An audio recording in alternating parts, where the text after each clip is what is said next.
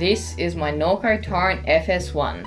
I've had it for a few months now, but I want to leave that to the side for just a sec, as I'm going to show you all the things you'd likely want to adjust or swap out once someone like you gets a new bike. Let's get started.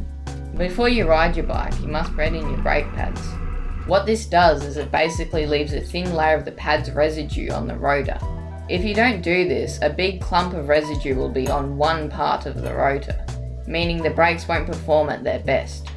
Just go up and down the street about 10 times, pulling the brakes slightly.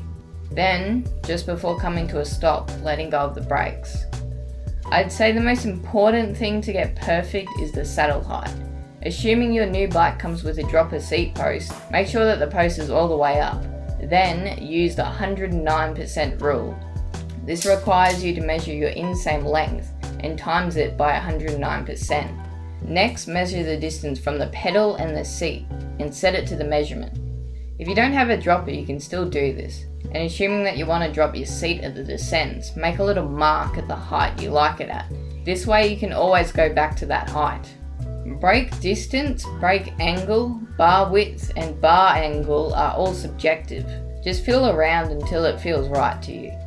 To make the brakes the same distance away from the grip and at the same angle, use something roughly the same width and wedge it between the brake and the grip, pushing the brake against it.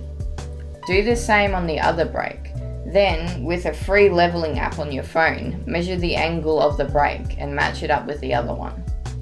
Depending on how high-end your bike is, you may want to look into buying some new tyres. On the subject of tyres, you may also want to invest in some tubeless sealant. Well, that's about all I can think of. There are little upgrades like grips and pedals you may also want to replace, but it's definitely not necessary. So that's it for this week's video. If you enjoyed it, please make sure to do what every other YouTuber tells you to do. Thanks guys.